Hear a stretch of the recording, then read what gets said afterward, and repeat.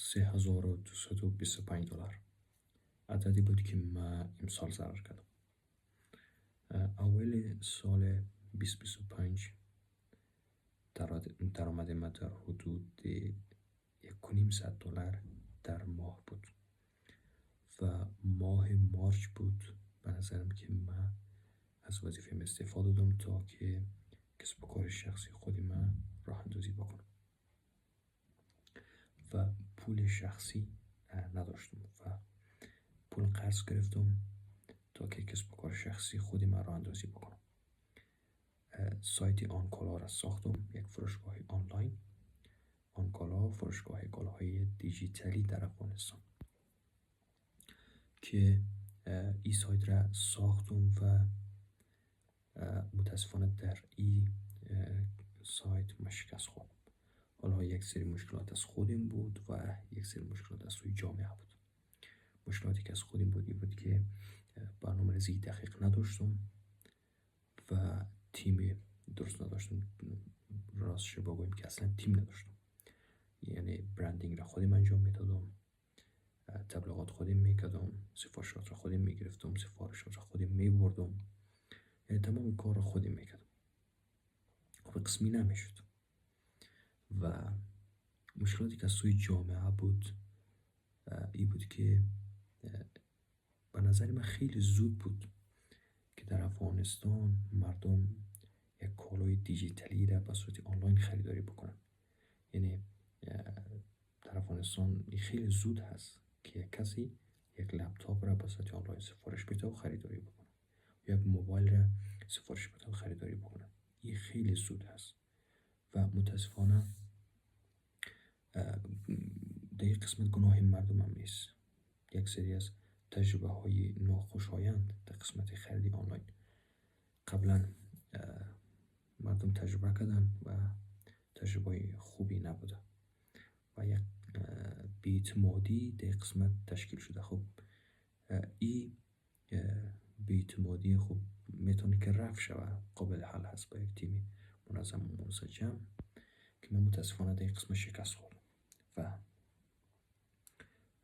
باعث شد که پولی من زیست بدم، پولی که از خودم نبود و قرض گرفته بودم. بعد از این آمدم روی یک کار دیگه سرمایه گذاری کردم. فروشگاه آنلاین کتاب بود که به صورت آنلاین کتاب میفروختم. آن کتاب را ساختم، دنیای کتاب و لوازم تحریر در افغانستان، که فروشگاه آنلاین کتاب بود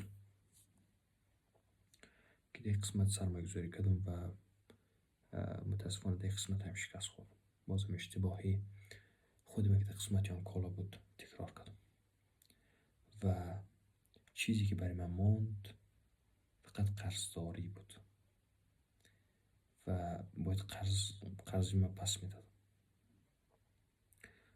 بعد از این روی کار دیگه سرمایه گذاری کردم که متاسفانه دو کار هم $1,500 ضرر کردم و نهایتاً $3,235 مبلغ شد که من امسال قرضدار شد و باید این عدد را پس میدادم.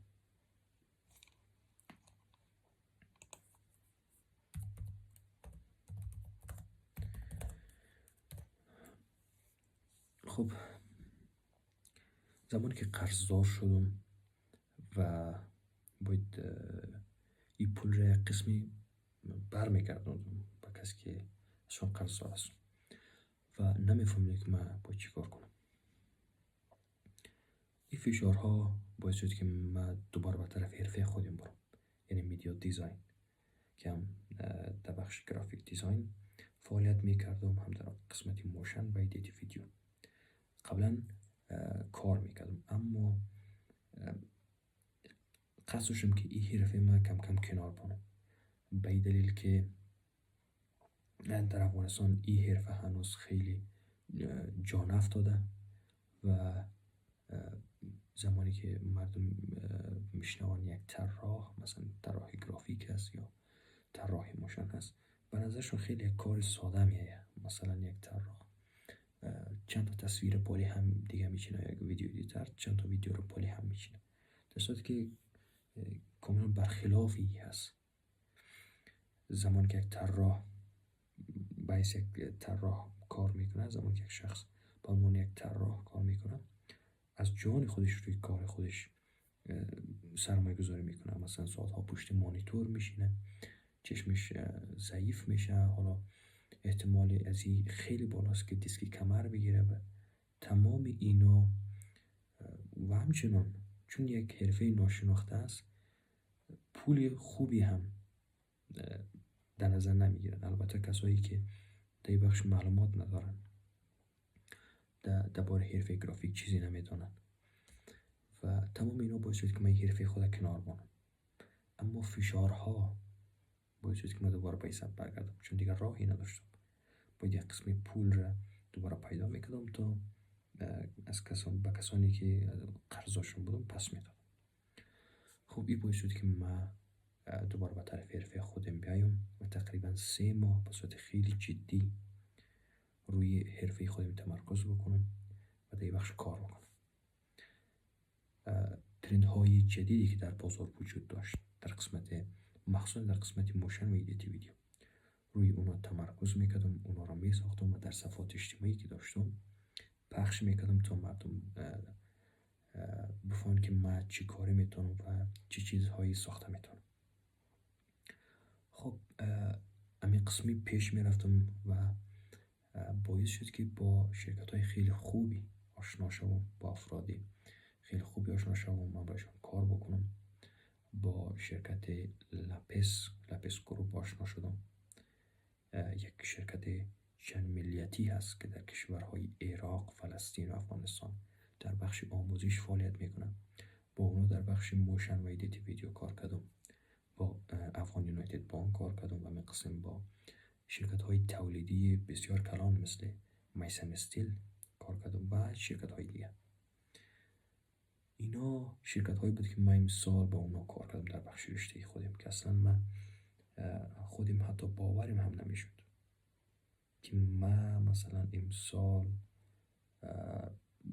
بتونم در بخش یا در حرفه خودم با شرکت های خیلی خوبی کار بکنم و همین قسم با مؤسسات خیلی زیادی مثلا امسال من تونستم کار بکنم و آشنا شدم با اونا. تمام اینا مسائل بود که من امسال تجربه کردم و چیزهایی که به دست آوردم خیلی بیشتر از اون چیزهایی بود که از دست دادم. در سال من یاد گرفتم که چه قسمی شبکه سازی حرفه‌ای بکنم، چه قسمی بتونم که برنامه‌ریزی داشته باشم، برنامه‌ریزی شخصی، برنامه‌ریزی مالی. تمام این نکاتی بود که من امسال تونستم یاد بگیرم، اگرچه که ضرر هم کردم و تا هنوز پولی را که قرضدار هستم حتی نصفش هم نتونستم که پس بتونم تا فعلا. البته اما نکات خیلی خوبی را امسال یاد گرفتم که مطمئن هستم در زندگی حرفه‌ای و زندگی شخصی میتونه برام خیلی کمک بکنه. و چند نکته را میخوایم برای شما بیان بکنم که این به عنوان یک نصیحت نیست.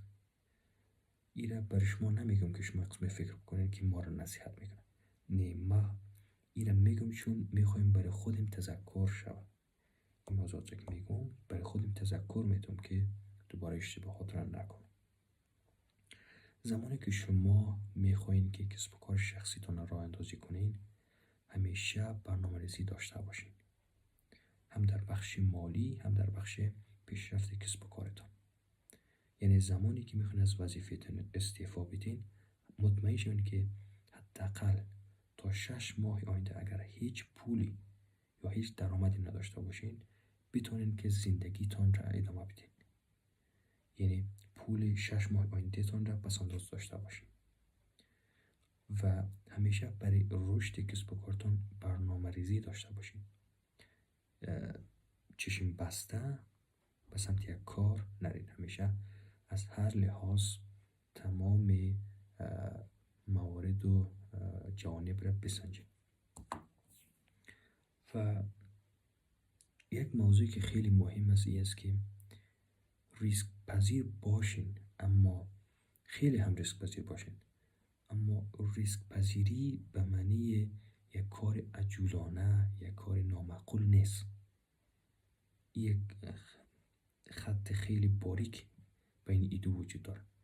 ریسک پذیر باشین، خیلی هم ریسک پذیر باشین، اما به این معنا نیست که شما یک کار غیر معقول یا یک کار احساساتی شنور انجام بدین. این کار انجام ندین، اما ریسک پذیر باشین.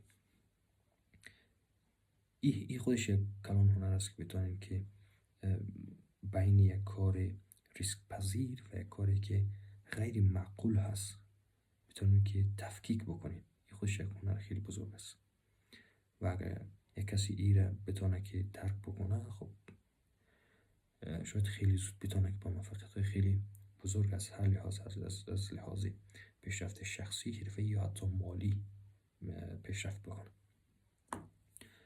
و اینو موضوعاتی هست که و یک موضوع دیگه،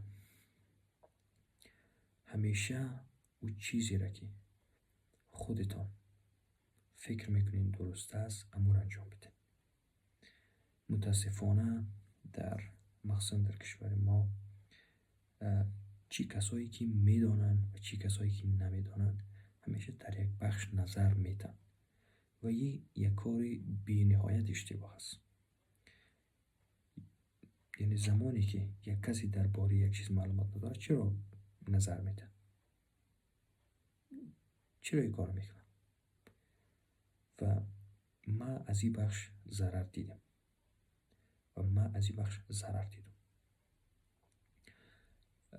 در قسمت مشوره با کسی مشوره کنین که در امو بخشی که شما مثلا قصد دارین در قسمت یک کار انجام میدین، در قسمت تجربه داره. مثلا اگر یک کسی در بخش یک کار ساختمانی تجربه داره، خب به نوعی کسی که در امو بخش فعالیت میکنه، در امو بخش یک چیزی نمیفهمه، امروی او مشورت بکنین، نه امروی یک نفری که مثلا در این بخش تا کار نکرده یا نمیفهمه چیزی رو. در هر بخش با اهلش مشوره بکنین و این یک موضوع خیلی مهم است و همیشه روی مهارت شخصی خودتان سرمایه گذاری کنید. این یک سرمایه گذاری هست که هیچ وقت ضرر نمیکنید. یعنی اگر بتونین که روی مهارتی که دارین، حالا هر چی که باشه، مهارت زبان باشه، مهارت گرافیک، میدیا، هر چیزی که باشه، روی مهارت خودتان سرمایه گذاری بکنین، سرمایه گذاری هست که هیچ وقت ضرر نداره. موفق و پیروز باشین، سال نو خوب داشته باشین.